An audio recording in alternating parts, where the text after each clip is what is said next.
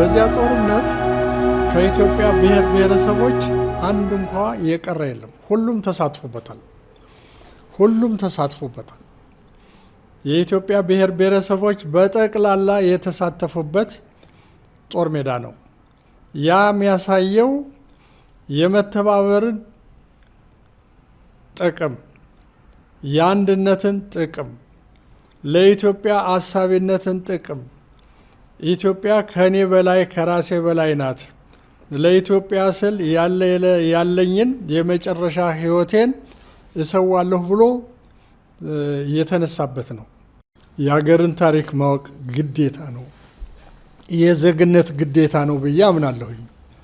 ስለዚህ ሁሉም ስለ ሀገሩ መማር አለበት፣ ስለ ሀገሩ ታሪክ መማር ማወቅ አለበት። ይቺ ሀገር ይህንን ያህል ሺህ ዘመናት በራሷ አመራር፣ በራሷ መሪዎች፣ በራሷ ነገስታት ዳር ድንበሯን አስጠብቃ ልቆይ ለአሁኑ ትውልድ ልደርስ የቻለች እንዴት ነው ብሎ እንዲያስብ ያስፈልጋል።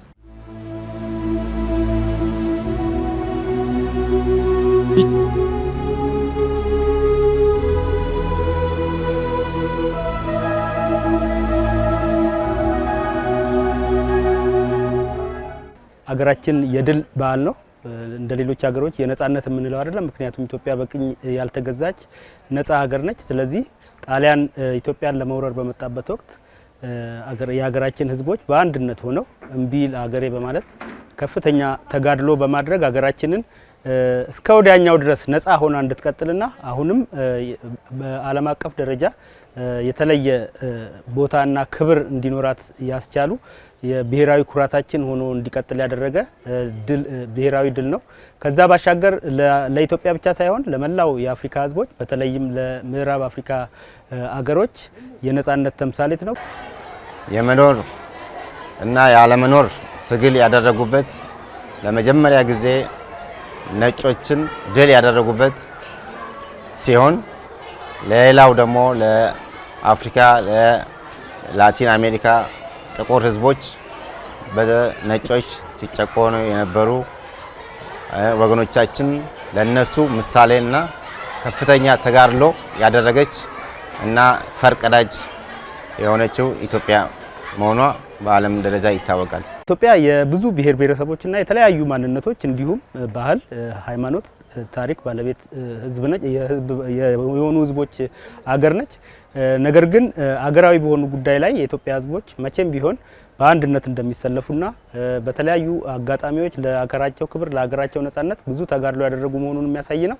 ምንም እንኳን በባህል፣ በታሪክ፣ በሃይማኖት የተለያየን ብንሆንም ለሀገራዊ አንድነት፣ ነጻነት፣ ክብር በጋራ እንደምንቆም የሚያሳይና ከዛ ባሻገር የዛሬውን ትውልድ ከትላንት አባቶቹ ታሪክ የመስዋዕትነትን ለሀገር መስዋዕትነት መክፈልን እንዲሁም ለሀገር ክብርና አንድነት በጋራ መቆምን የሚማሩበትና ወደፊትም በሚኖሩ ለምሳሌ ድህነትን በመዋጋት አሁን የሀገራችን ዋነኛ ጠላት ድህነት በመሆኑ ይህንን ድህነት ለመዋጋት በአንድነት መቆም ይማሩበታል።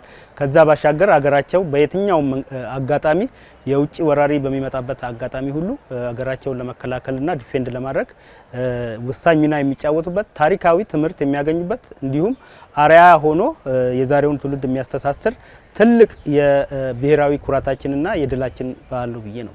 አድዋን በህብረት ተባብረን ድል እንዳመጣን ሁሉ ይሄንን ድህነትን ደግሞ ማንኛውም ኢትዮጵያዊ ከትንሽ እስከ ትልቅ ተረባርቦ ከዚህ ከችግር እና ከድህነት መላቀቅ ይገባዋል። ይሄን ደግሞ ለማድረግ የጋራ ስራ ይጠበቅብናል ማለት ነው።